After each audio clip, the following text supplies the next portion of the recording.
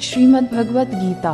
गर्भावस्था में दिव्य संस्कारों का आधार। गर्भावस्था केवल एक शारीरिक प्रक्रिया नहीं है, बल्कि यह एक आत्मा का दूसरी आत्मा से मिलन और एक नए जीवन के निर्माण की आध्यात्मिक यात्रा है।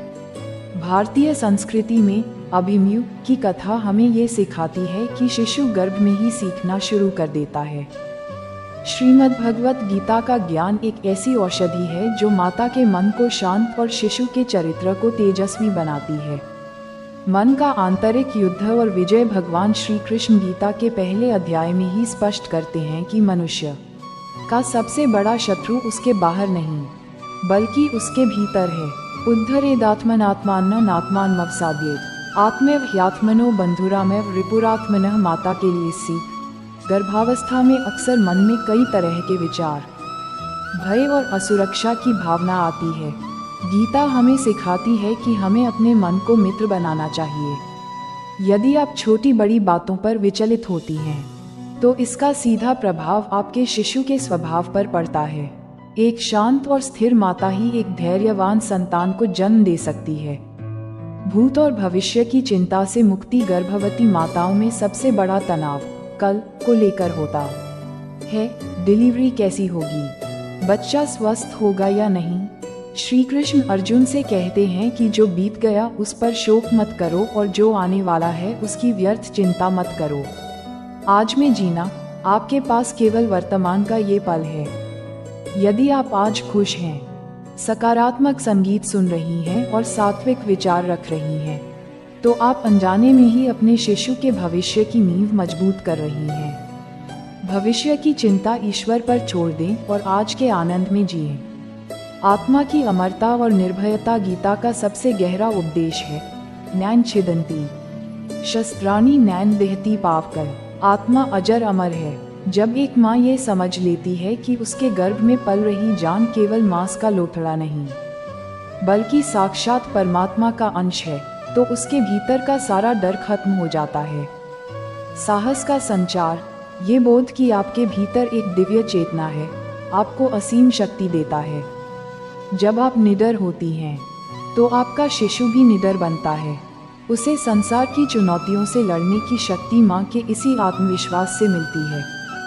कर्म और फल का सिद्धांत। निष्काम कर्म श्री कृष्ण का प्रसिद्ध उपदेश है। कर्मण्येवाधिकारस्ते मा फलेषु कदाचन।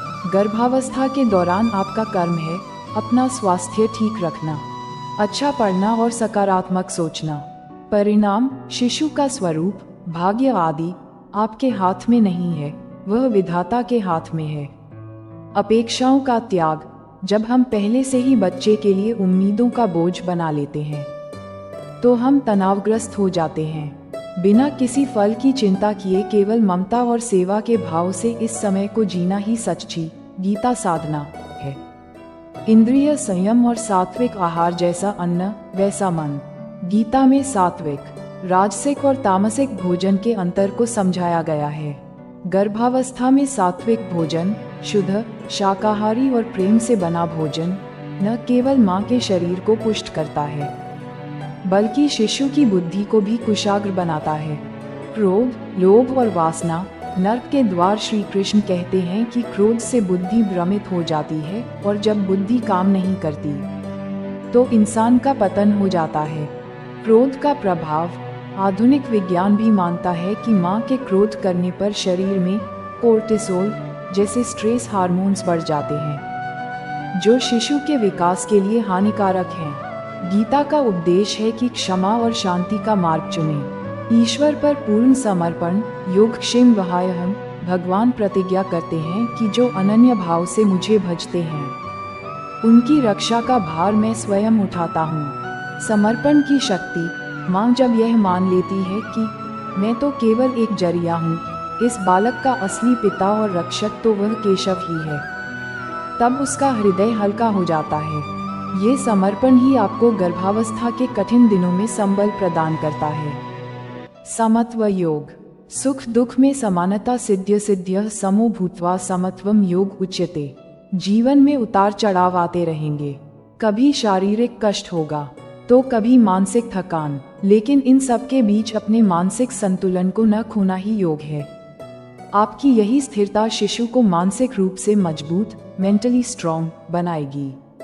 श्रद्धा और विश्वास। श्रद्धावोलप्ते ज्ञान न, जिसके पास श्रद्धा है वही ज्ञान प्राप्त कर सकता है। ईश्वर की व्यवस्था पर विश्वास रखें।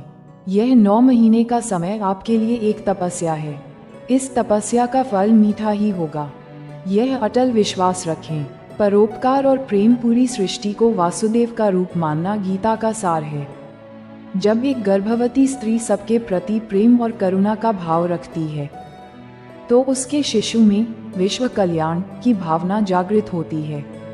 वह बच्चा बड़ा होकर समाज के लिए प्रेरणा बनता है। उपसंहार। माँ की जिम्मेदारी। माँ, आप इस समय केवल एक शरीर को जन्म नहीं दे रही हैं, बल्कि आप एक नए भविष्य को गढ़ रही हैं। आपके विचार उस कच्ची मिट्टी पर पड़ने वाली पहली लकीरें हैं। गीता के इन 11 उपदेशों को केवल मंत्रों की तरह न जपें, बल्कि इन्हें अपने आचरण में उतारें। जब भी मन अशांत हो, अपने गर्भ पर हाथ रखें और कहें, हे केशव, ये जीव आपका है, मैं इसकी सेवा कर रही हूँ। इसे सद्बुद्धि और शक्ति प्रदान करें। याद रखिए, एक प्रार्थनाशील माँ के गर्भ से ही विवेकानंद, शिवाजी और प्रहलाद जैसे महापुरुष जन्म लेते हैं। आपकी मुस्कान ही आपके शिशु का सबसे बड़ा संस्कार है। जय श्री कृष्ण।